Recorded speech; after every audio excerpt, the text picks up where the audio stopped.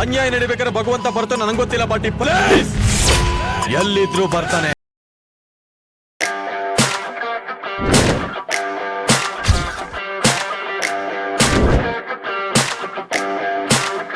First ಕೇಳೋದು big boss Diwakar ಅವರಲ್ಲ ಅಂತ. ಸೊ ಅದು ತುಂಬಾ ದೊಡ್ಡ ಅವಾರ್ಡ್ ಅಂತ ಗಂಡ ಹೆಂಡತಿ ಅನ್ನೋದಕ್ಕಿಂತ ಫ್ರೆಂಡ್ಸ್ ತರ ಇದೀವಿ. ಸರ್ ಫೈನಲಿ ಅಲ್ಲಿ ಒಂದಷ್ಟು ಮಾತಾಡಿ ಮನೆ ಕರ್ಕೊಂಡ್ ಬಂದಿದ್ದೀರಾ, ಹೋಗೋಣ? ಖಂಡಿತ ಬನ್ನಿ ಸರ್, ವೆಲ್ಕಮ್.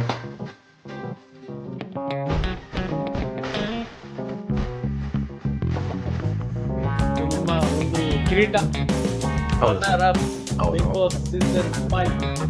ನಿಮಗೆ ನೋಡಿದಾಗೆಲ್ಲ ಏನಿದೆ ಸರ್? ಇದೆ ಈಗ ಡಿಗ್ರಿ, BCom, B.Ed, ಈ ಒಂದೊಂದು MBBS ಇವೆಲ್ಲ ಇದೆಯಲ್ಲ, ಅದೆಲ್ಲ ಮಾಡಿದ ಒಂದು ಸರ್ಟಿಫಿಕೇಟ್ ಸಿಗುತ್ತಲ್ಲ. ಸೊ ಅವರೆಲ್ಲ ಒಂದಷ್ಟು ವರ್ಷ ಕಷ್ಟಪಟ್ಟ ಮೇಲೆ ಸರ್ಟಿಫಿಕೇಟ್ ಸಿಕ್ಕಿದೆ. ಅದೇ ಥರ ನನಗೊಂದು ಸರ್ಟಿಫಿಕೇಟ್ ಸರ್, ನನಗೆ ಅದೇ ಎಜುಕೇಷನ್ ಸರ್ಟಿಫಿಕೇಟ್ ಇಲ್ಲ ಅಂದ್ರೂ ಕೂಡ ಇದು ಅದಕ್ಕಿಂತ ದೊಡ್ಡ ಸರ್ಟಿಫಿಕೇಟ್ ಅನ್ಬೋದು ಸರ್ ನನಗೆ. ಮತ್ತೊಂದು ರಿಯಾಲಿಟಿ ಶೋ ನೋಡ್ತಾ ಇದ್ದೀವಿ, ಸೂಪರ್ ದಂಪತಿ. ಇದು ಸೂಪರ್ ದಂಪತಿ ಅಂತ. ಇದರಲ್ಲಿ ರನ್ನರ್ ಅಪ್, ಓಕೆ, ಇದರಲ್ಲಿ ವಿನ್ನರು, ನಾನು wife. Bigg Boss season 5 runner up, super ದಂಪತಿಲಿ ಇಬ್ರು ವಿನ್ನರ್. ಒಬ್ಬರೇ ಇದ್ದಾಗ ರನ್ನರ್, ಹೌದು, ಜೋಡಿ ಇದ್ದಾಗ ವಿನ್ನರ್. ಹೌದೌದು. ಆಲ್ಮೋಸ್ಟ್ ನಮ್ಮ ಕುಟುಂಬಕ್ಕೆ ಗೊತ್ತಿರುವಾಗ ಮದುವೆ ಆಗಿದ್ದು. ಇವತ್ತು ಇಡೀ ಕರ್ನಾಟಕಕ್ಕೆ ಇನ್ನೊಂದು ಸಲ ತಲೆ ಕಟ್ಟಿದೀವಿ ಇದರಲ್ಲಿ. ಮನೆ ಕರ್ಕೊಂಡ್ ಬಂದ್ರೆ ನಿಮ್ಮ ಫ್ಯಾಮಿಲಿನ ಪರಿಚಯ ಮಾಡಿಸ್ತೀವಿ ಸರ್. ಇವರು ನಮ್ಮ ಧರ್ಮಪತ್ನಿ, ನನ್ನ ಹೆಂಡತಿ. ಪ್ರತಿಯೊಂದು ಇವತ್ತು ನಾನು ಏನೇ ಒಂದು ಸಾಧನೆ ಮಾಡಿದೆ ಅಂದರೆ ಭಾಳ ಅವ್ರದ್ದು ತುಂಬ ಜಾಸ್ತಿ ಕೊಡುಗೆ ಇದೆ ಸರ್. ಅದು ಹೇಳಿದ್ನಲ್ಲ ಸರ್. ಸೊ ಪ್ರತಿಯೊಬ್ಬರು ಗಂಡಿನ ಹೆಸರಿಸಿಂದ ಒಬ್ಬರು ಹೆಣ್ಣಿರ್ಬೇಕಂತಲ್ಲ, ಅದೇ ಥರ ನನಗೆ ಇವರು ಬ್ಯಾಕ್ ಭಾಳ ಸಪೋರ್ಟ್. ಇವತ್ತು ನಾನು ಏನೇ ಸಾಧನೆ ಮಾಡಿದ್ರೆ ಸೊ ಕಂಪ್ಲೀಟ್ ಎಲ್ಲ ಇವ್ರದೇ ಫ್ಯಾಮಿಲಿ ಕಂಪ್ಲೀಟ್.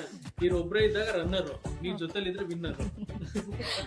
ಅದೇ ಹೇಳಿದೆ ಸರ್, ಅದಕ್ಕೆ ಎಕ್ಸಾಂಪಲ್ ನಾವು ಕಲರ್ ಸೂಪರ್ ಅಲ್ಲೇ ಇದ್ ಮಾಡಿದ್ವಿ. ಸೂಪರ್ ದಂಪತಿನಲ್ಲಿ ನಾವು ನೆಕ್ಸ್ಟ್ ವಿನ್ನರ್. ಸೂಪರ್ ದಂಪತಿಯಲ್ಲಿ ಫಸ್ಟ್. ನಾನೀಗ ಏನ್ ಹೇಳಿದೆ ಸರ್, ಇವ್ರಿಗೂ ನಂಗೆ ಹೆಂಗಂದ್ರೆ ಪ್ರಾಮಿಸ್ ಆಗಿ ಬಿಗ್ ಬಾಸ್ ಅಲ್ಲಿ ನಾನೇನು ಒಳಗಡೆ ಇವ್ರು ಏನು ಸ್ಟೇಟ್ಮೆಂಟ್ ಹೊರಗಡೆ ಕೊಡ್ತಾ ಇದ್ರು ಅದು ಅದನ್ನ ಒಳಗಡೆ ಕೊಡ್ತಾ ಇದ್ದೆ. ನಮ್ಮ ಇಬ್ರು ಬಂಡಿಂಗ್ ಅಂದ್ರೆ ಸೊ ಅಲ್ಲಿ ಇವ್ರು ಏನ್ ಹೇಳ್ತಾರೋ ನಾನು ಅಂದ್ರೆ ಇಬ್ರಿಗೂ ಒಂದೇ ಮ್ಯಾಚ್ ಆಗ್ತಾ ಇತ್ತು. ಹೆಂಗಾಗಿತ್ತಂದ್ರೆ ಫಸ್ಟ್ ನ್ಯೂಸ್ ಚಾನಲ್ ಅವ್ರು ಇಂಟರ್ವ್ಯೂ ಮಾಡಿದ್ರು ಸೋಮಣ್ಣ ಮಾಚೆ ಅವರು. ಅವ್ರು ಹೇಳಿದ್ರು ಸೇಲ್ಸ್ ಬಿಟ್ಬಿಡ್ತೀರಾ ಅಂತ. ನಾನು ಹೇಳಿದೆ ಇಲ್ಲ ಸರ್, ನಾವು ಲಾಸ್ಟ್ವರೆಗೂ ಮೇಂಟೈನ್ ಮಾಡ್ತೀವಿ, ನಾವು ಬಿಡೋದಿಲ್ಲ ಅಂತ. ಅದು ನಾನು ಇದು ಟೆಲಿಕಾಸ್ಟ್ ಆಗಿ ಮಾರನೇ ದಿನ ಇವ್ರು ಸೇಮ್ ಸ್ಟೇಟ್ಮೆಂಟ್ ಕೊಟ್ರು. ಸೊ ನಾವು ಸೇಲ್ಸ್ ಬಿಡೋದಿಲ್ಲ, ಲಾಸ್ಟ್ವರೆಗೂ ಮೇಂಟೈನ್. ಅದು ಹೆಂಗಾಗೋಯ್ತದೆ ಕಾಂಟ್ರವರ್ಸಿ, ಇಬ್ರು ಮಾತಾಡ್ತಾ ಇದೀವಿ, ಫೋನ್ ಕಾನ್ವರ್ಸೇಷನ್ ಇದೆ, ಹಾಗಾಗಿ ಸೇಮ್ ಹೇಳ್ತಾ ಇದೀವಿ ಅಂತ. ಬಟ್ ರಿಯಲಿ ಏನಂದ್ರೆ ಸೇಮ್ ಅಂತ ಅನ್ನೋದು ಇಬ್ರು ಬಾಡಿಗೆ ಅಷ್ಟೇ. ಸೊ ಇಬ್ರು ಮೈಂಡ್ ಸೆಟ್ ಒಂದೇ ತರ ಇರೋದ್ರಿಂದ ಹಂಗೆ ಕೊಟ್ಟಿರೋ ಸ್ಟೇಟ್ಮೆಂಟ್ಸ್. ಅಲ್ಲಿ ಯಾವ ತರ ಫೋನ್ ಕಾನ್ವರ್ಸೇಷನ್ ಏನೂ ಇಲ್ಲ.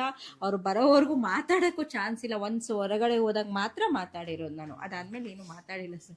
ಬಟ್ ಹೊರಗಡೆ ಜನರಿಗೆ ಹಂಗೆ ಅನ್ಸ್ಬಿಟ್ಟಿದೆ. ಸೊ ಸೇಮ್ ಸ್ಟೇಟ್ಮೆಂಟ್ ಆಗಿದ ತಕ್ಷಣ ಓಕೆ ಇವರಿಬ್ರು ಮಾತಾಡ್ತಾ ಇದ್ದಾರೆ, ಇವರಿಬ್ರು ಕರೆಕ್ಟ್ ಆಗಿದ್ದಾರೆ ಅಂತ. ಇಲ್ಲ, ಬಾಡಿ ವೈಸೇ ಅದು ಸೇಮ್ ಸ್ಟೇಟ್ಮೆಂಟ್ ಬಂದಿರೋದು. ಈಗ ಬಿಗ್ ಬಾಸ್ ಹೋಗಿದ್ದ ಮುಂಚಿನ ಜರ್ನಿ ಯಾವ ರೀತಿ ಆಗಿತ್ತು, ಆಫ್ಟರ್ ಬಿಗ್ ಬಾಸ್ ಜರ್ನಿ ಹೆಂಗ್ ನಡೀತಾ ಇದೆ, ಯಾವ ತರ ನಿಮ್ಮ ಲೈಫ್ ನ ನೀವು ನೋಡ್ಕೊಳ್ತಾ ಇದ್ದೀರಾ ಅಂತ? ಹಂಗಂತ ಕಂಪ್ಯಾರಿಸನ್ ಏನಿಲ್ಲ ಸರ್, ನಮ್ಮಿಬ್ರು ಬಾಂಡಿಂಗ್ ಸೇಮ್ ಥರನೇ ಇದೆ. ಅಚೀವ್ ಮಾಡಬೇಕು ಅಂತ ಆಸೆ ತುಂಬಾನೇ ಇತ್ತು. ಅದಕ್ಕೆ ಬಿಗ್ ಬಾಸ್ ತುಂಬ ದೊಡ್ಡ ಸ್ಟೇಜ್ ಆಯಿತು ನಮಗೆ. ಇವತ್ತೇನೇ ದಿವಾಕರ್ ಅವ್ರು ಮೂವಿ ಮಾಡಿದ್ರು, ರಿಯಾಲಿಟಿ ಶೋ ಮಾಡಿದ್ರು, ಬೇಸ್ಮೆಂಟ್ ಅಂತ ಬಂದಾಗ ಬಿಗ್ ಬಾಸೇ ಆಗತ್ತೆ ಸರ್. ಅದಾದಮೇಲೆ ಇನ್ನು ನೋಡೋ ವೇ ಅಂತ ನೋಡಿದ್ರೆ ತುಂಬ ಬದಲಾಗಿರುತ್ತಲ್ವಾ. ಅದಕ್ಕೆ ಮುಂಚೆ ಕಾಮನ್ ಪೀಪಲ್ ಆಗಿರ್ತೀವಿ, ಅದಾದಮೇಲೆ ಇವಾಗ ಸೆಲೆಬ್ರಿಟೀಸ್ ಆಗ್ತೀವಿ. ಅಲ್ಲಿ ಹೋಗಿ ಎಲ್ಲರೂ ಐಡೆಂಟಿ ಮಾಡ್ತಾರೆ, ನಮ್ಮ ಮಕ್ಕಳನ್ನ ಐಡೆಂಟಿ ಮಾಡ್ತಾರೆ. ಸ್ವಲ್ಪ ಪ್ರೈವಸಿ ಕಮ್ಮಿ ಆಗತ್ತೆ, ಅದೆಲ್ಲನೂ ಸ್ವಲ್ಪ ಇದೆ. ಬಟ್ ಏನಂದ್ರೆ ಖುಷಿ ಆಗತ್ತೆ ಸರ್. ಸ್ಟಿಲ್ ಇವತ್ತಿಗೆ 6 years ಆಗಿದ್ರು ಜನ ಫಸ್ಟ್ ಬಂದು ರೇಸ್ ಪಿಕ್ಚರ್ ಮಾಡಿರೋ ಗುಲಾಲ್ ಅದೆಲ್ಲ ಕೇಳೋದಿಲ್ಲ, ಫಸ್ಟ್ ಕೇಳೋದು ಬಿಗ್ ಬಾಸ್ ದಿವಾಕರ್ ಅವರಲ್ಲ ಅಂತ. ಸೊ ಅದು ತುಂಬಾ ದೊಡ್ಡ ಅವಾರ್ಡ್ ಅಂತ ನನಗೆ ಅನಿಸುತ್ತೆ ಪರ್ಸನಲಿ. ಅಂಡ್ ಇವಾಗ ಒಂದು ಸೆಲೆಬ್ರಿಟಿ ಲೈಫ್ ಅಂತ ಬಂದಾಗ, ಇಲ್ಲ ಸಿನಿಮಾ ಮಾಡ್ತೀನಿ ಅಂತ ಬಂದಾಗ ಸಾಕಷ್ಟು ಏಳು ಬೀಳು ಎಲ್ಲವೂ ಕೂಡ ಇರುತ್ತೆ. ಸೊ ಸರ್ ಅವಾಗಲೇ ಹೇಳ್ತಾ ಇದ್ದ, ನನ್ನ ಪ್ರತಿಯೊಂದು ಟೈಮಲ್ಲೂ ಕೂಡ ವೈಫ್ ಜೊತೆಲಿ ಇದ್ದಾರೆ ಅಂತ. ಸೊ ಆ ಏಳು ಬೀಳು, ಆ ಒಂದಷ್ಟು ಕಷ್ಟದ ದಿನಗಳು ಅವೆಲ್ಲ ಅಂತ ನೋಡಿದಾಗ ಯಾವ ರೀತಿಯಾಗಿ ನೀವು ಸ್ಟ್ರೆಂತ್ ಆಗಿರ್ತೀರಾ ಅಂತ? ಮೋರ್ ದೆನ್ ನಾವಿಬ್ಬರು ಬಾಂಡಿಂಗ್ 14 years ಆಗ್ತಿದೆ ಸರ್. ಈ February 14th ಬಂದ್ರೆ ಎಕ್ಸಾಕ್ಟ್ಲಿ 14ಗೆ 14 years ನಮ್ದು ಕಂಪ್ಲೀಟೆಡ್. ಸೊ February 14th ನಮ್ಮ ಮ್ಯಾರೇಜ್. ಸೊ 14th years ಆಗಿರೋದ್ರಿಂದ ಏನಾಗಿದೆ ಅಂದ್ರೆ ಮೋರ್ ದೆನ್ ನಾವಿಬ್ರು ಗಂಡ ಹೆಂಡತಿ ಅನ್ನೋದಕ್ಕಿಂತ ಫ್ರೆಂಡ್ಸ್ ತರ ಇದೀವಿ. ಸೊ ಹಾಗಾಗಿ ಇವ್ರು ಎಲ್ಲ A to Z ಶೇರ್ ಮಾಡ್ಕೊಳ್ಳೋದ್ರಿಂದ ನನ್ನ ಕಡೆ ಏನ್ ಸಜೆಷನ್ ಆಗುತ್ತೋ ನಾನು ಕೊಡೋದ್ರಿಂದ ಅಲ್ಲಿ ಬ್ಯಾಲೆನ್ಸ್ಡ್ ಆಗಿ ಹೋಗುತ್ತೆ ಸರ್. ಇವಾಗ ನಾನು ಸ್ವಲ್ಪ ಹೈಯಲ್ಲಿ ಇದ್ದಾಗ ಇವ್ರು ಸ್ವಲ್ಪ ಕೂಲ್ ಆಗ್ತಾರೆ, ಇವ್ರು ಹೈಯಲ್ಲಿ ಇದ್ದಾಗ ನಾನು ಸ್ವಲ್ಪ ಕೂಲ್. ಮೋಸ್ಟ್ ಆಫ್ ಟೈಮ್ ಇವರೇ ಹೈಯಲ್ಲಿ ಇರ್ತಾರೆ, ನಾನೇ ಕೂಲ್ ಆಗಿರ್ತೀನಿ. ಕಾಮನ್ ಚಿಲ್ಲಾಗಿರ್ತೀನಿ. ಇದು ಎಲ್ಲರೂ ಒಪ್ತಾರೆ ಆ್ಯಕ್ಚುಲಿ, ಬಿಗ್ ಬಾಸ್ ನೋಡಿರೋರು ಎಲ್ಲರೂ ಒಪ್ತಾರೆ, ಇವ್ರಿಗೆ ಟೆಂಪರ್ ಯಾವ ಥರ ಬರುತ್ತೆ ಎಲ್ರಿಗೂ ಗೊತ್ತಿರೋದೆ. ಸೊ ನಾನು ಕಾಮ್ ಆಗಿದ್ದಾಗ ಬ್ಯಾಲೆನ್ಸ್ಡ್ ಆಗಿ ಬರುತ್ತೆ. ಫೇಲ್ಯೂರ್ ಸಕ್ಸಸ್ ಅನ್ನೋದು ಪಾರ್ಟ್ ಆಫ್ ದ ಲೈಫ್ ನನ್ನ ಪ್ರಕಾರ.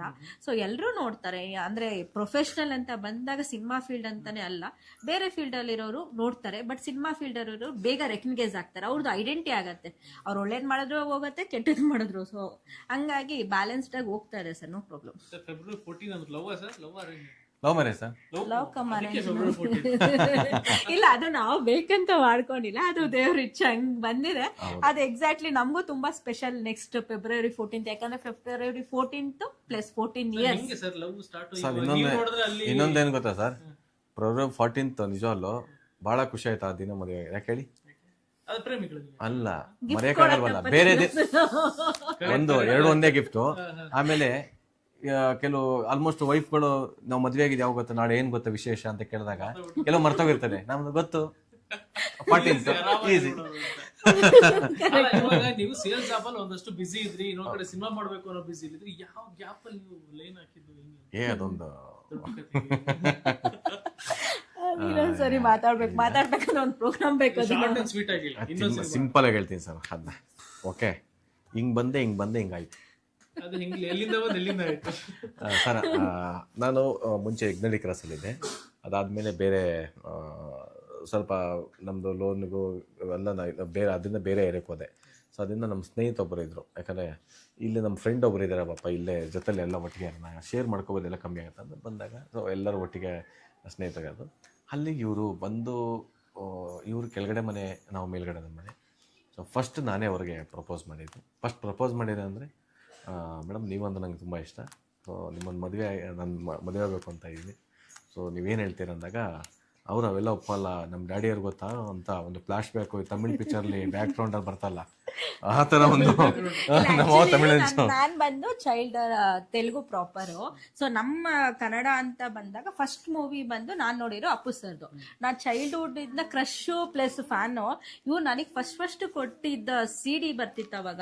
ಸೊ ಇವ್ರದ್ದು ಒಂದು ದಿವಾಕರ್ ಅಂತ ಹೇಳ್ಬಿಟ್ಟು ದಿವಾ 98 ಅಂತ ಒಂದು ತಮಿಳ್ದು ಇದು ಕೊಟ್ಟಿದ್ರು. ಸೊ ಅದಾದ್ಮೇಲೆ ಆಫ್ಟರ್ ಅವರು ಮಿಲನಾ ಪಿಕ್ಚರ್ದು CD ಬರುತ್ತಲ್ಲ ಕ್ಯಾಸೆಟ್, ಅದು ಕೊಟ್ಟಿದ್ರು ನೋಡಕ್ಕೆ. ಸೊ ಅಪ್ಪು ಸರ್ ಅಂತ ಅಂದಿದ ತಕ್ಷಣ ಅಲ್ಲಿ ಇಂಪ್ರೆಸ್ ಆಗ್ಬಿಟ್ಟಿದ್ದು, ಇದು ನೋಡಿ ಚೆನ್ನಾಗಿದೆ ಇವ್ರು ಕೊಟ್ಮೇಲೆ ಮಿಲನಾ ಮೂವಿ ನಾನ್ ನೋಡಿರೋದು. ಸೊ ಅಲ್ಲಿಂದ ಎಕ್ಸಾಕ್ಟ್ಲಿ ಕರೆಕ್ಟ್ ಎಲ್ಲ ಅವಾಗ ರೌಂಡ್ ಬರ್ತಾ ಇತ್ತು ಸರ್. ಓಕೆ, ಅದಾದ್ಮೇಲೆ ಅವತ್ತೇನು ವಿಶೇಷ ಇತ್ತು, ರಂಗೋಲಿ ಮಾಡ್ತಾ ಇದ್ದಾಗ ಜಾಮೂನ್ ಮಾಡಿದ್ದೆ ನಾನು. ಅಪ್ಪು ಸರ್ದು ಕತ್ಲಲ್ಲಿ ಕರಡಿಗೆ ಜಾಮೂನು ಅದನ್ನ ಹಿಂಗೆ ಹಾಕೊಂಡು ಹೋಗ್ತಾ ಇದೆ. ಆಗ್ತಂತ ತಕ್ಷಣ ಜಾಮೂನ್ ಮಾಡ್ಬೇಕಲ್ಲ ಅಂದ್ಬಿಟ್ಟು ಅವತ್ತೇ ನನ್ನ ಲೈಫಲ್ಲಿ ಫಸ್ಟ್ ಜಾಮೂನ್ ಮಾಡಿ ಸರ್. ನನ್ನ ಜೀವಮಾನದಲ್ಲಿ ಫಸ್ಟ್ ಜಾಮೂನು ಅವತ್ತೇ ಮಾಡಿದ್ದು. ಅದೇನೋ ಅಪೂರ್ವವಾಗಿ ಅದ್ಭುತವಾಗಿ ಬಂದ್ಬಿಟ್ಟಿತ್ತು. ಸೊ ಆ ಟೈಮಲ್ಲಿ ಎಲ್ಲ ತಿಂತಾ ಇದ್ದು, ಇವರು ಫ್ರೆಂಡ್ ಯಾರೋ ಬಂದರು, ತಗೊಳ್ಳಿ ಮೇಡಮ್ ಜಾಮೂನು ಅಂತ ಜಾಮೂನ್ ತಿಂದ್ಬಿಟ್ಟು ಏನು ಹೇಳ್ಬೇಕು ಹೇಳಿ, ಇವರು ನಮ್ಮಮ್ಮನೂ ಕೂಡ ಈ ತರ ಜಾಮೂನ್ ಮಾಡಲ್ಲ, ಅಷ್ಟೊಂದು ಅದ್ಭುತವಾಗಿ ಮಾಡಿದ್ದೀರಾ. ಆಕ್ಚುಲಿ ಸ್ಟಿಲ್ ಇವತ್ತಿಗೂ ಅವ್ರ ಜಾಮೂನ್ ನಾನು ಒಬ್ಳೆ ಅಲ್ಲ, ಸುದೀಪ್ ಸರ್ ಕೂಡ ಹೇಳ್ಬಿಟ್ಟಿದ್ದಾರೆ ಸಿಕ್ಕಾಪಡೆ ಚೆನ್ನಾಗಿದೆ ಅಂತ. ಸೊ ತುಂಬಾ ಚೆನ್ನಾಗಿ ಮಾಡ್ತಾರೆ ಜಾಮೂನ್, ಎಕ್ಸ್ಪರ್ಟ್ ಜಾಮೂನ್ ಅಲ್ಲಿ. ಆ ಒಂದು ಜಾಮೂನ್ ಮಾಡ್ಕೊಟ್ಟಾದ್ಮೇಲೆ ಸುದೀಪ್ ಸರ್ ಮಾಡ್ಕೊಟ್ಟೆ ಬಿಗ್ ಬಾಸ್ ಅಲ್ಲಿ. ಆಮೇಲೆ ಸುದೀಪ್ ಸರ್ಗೆ ಮನೆಗೆ ಒಂದು ಬಾಕ್ಸಲ್ಲಿ ಮಾಡ್ಕೊಂಡು ಕೊಟ್ಟೆ. ಅದಾದ್ಮೇಲೆ ಇವತ್ತರ್ಗು ಕೂಡ ಜಾಮೂನು ಒಂದ್ ತಿಂಗಳಲ್ಲಿ ಏನ್ ಚೆನ್ನಾಗ್ ಮಾಡ್ತೀರಿ ಜಾಮೂನ್. ಇವನ್ ಬಂದ್ ಹೇಳ್ತಾನೆ ಪಪ್ಪ ಜಾಮೂನ್ ಮಾಡೋ ಪಪ್ಪ ಅಂತ, ಈ ಮಗಳು ಬಂದ್ಬಿಟ್ಟು ಪಪ್ಪ ಜಾಮೂನ್ ಮಾಡೋ ಪಪ್ಪ ಅಂತ. ಜಾಮೂನ್ ನಾನು ಯಾಕಪ್ಪ ಮಾಡಿದೆ ಅವತ್ತು ಜಾಮೂನ್ ಒಂದ್ಸಲ ಸರ್, ಅದೇನ್ ಗೊತ್ತಾ, ಏನೋ ಒಂದು 5 ಸೆಕೆಂಡ್ ಅಲ್ಲಿ ಹೇಳ್ತಾನ, ಅದ ಮಾಡ್ಬೇಕು ಒಂದ್ಸಲಿ. ಏನಂದ್ರೆ ಕೆಲವೊಂದು ಟೈಮಲ್ಲಿ ಯಾಕೆ ಮಾಡ್ಕೊಟ್ನು ಜಾಮೂನ್ ಅಂತ ಈಗಲೂ ಬಿಡಲ್ಲ.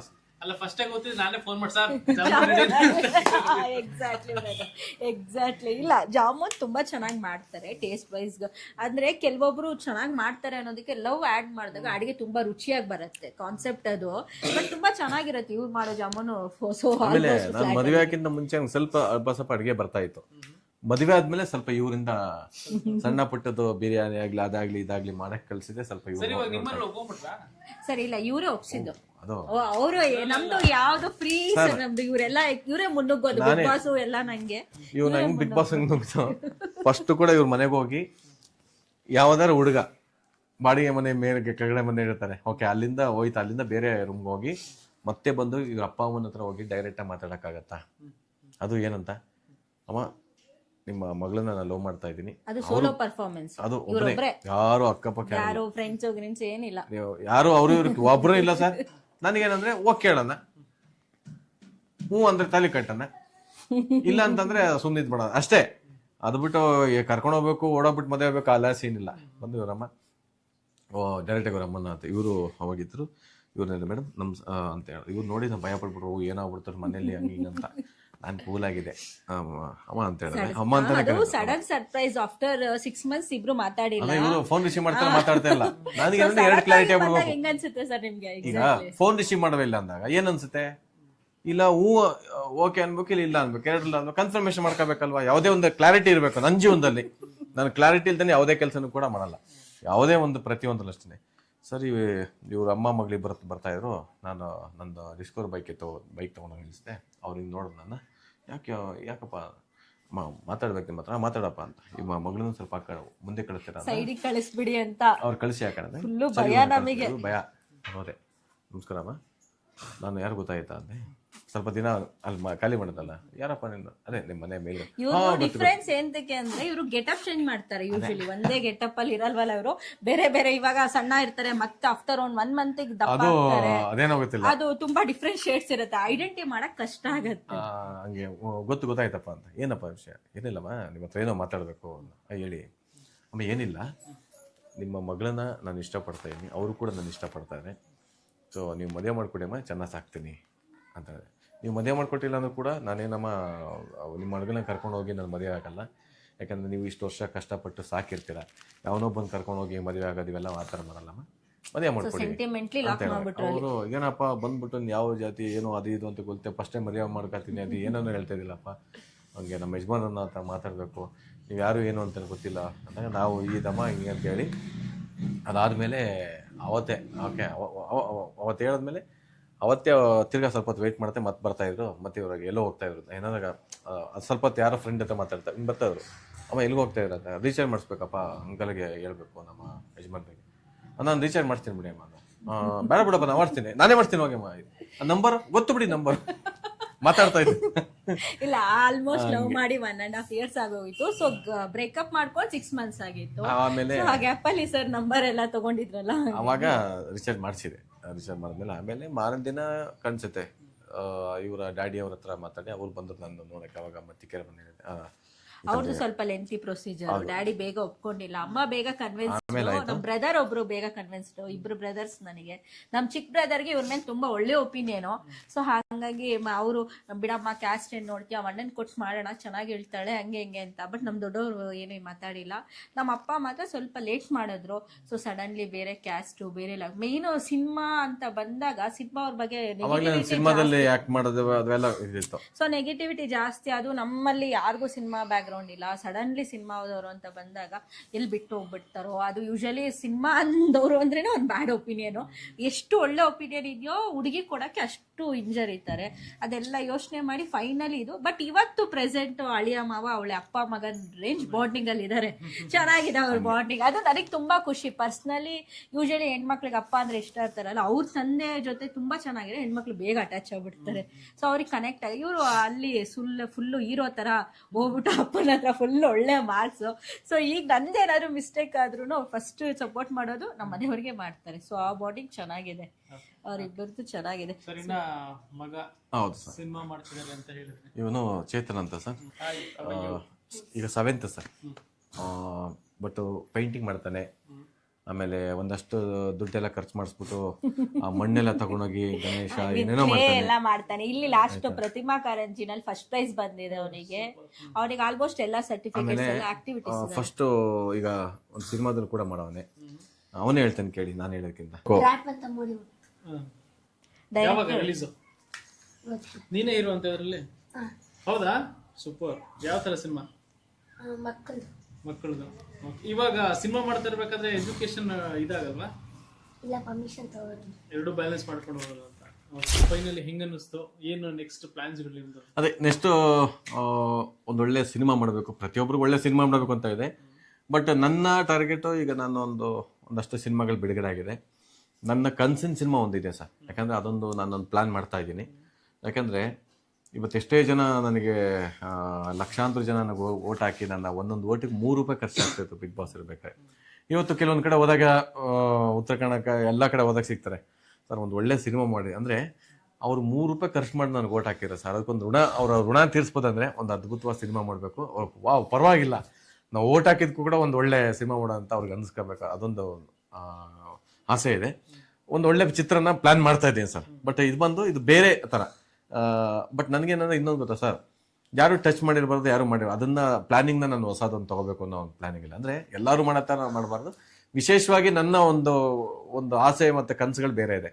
ಸೊ ಆ ಪ್ಲಾನಿಂಗಲ್ಲಿ ಇದ್ದೀನಿ.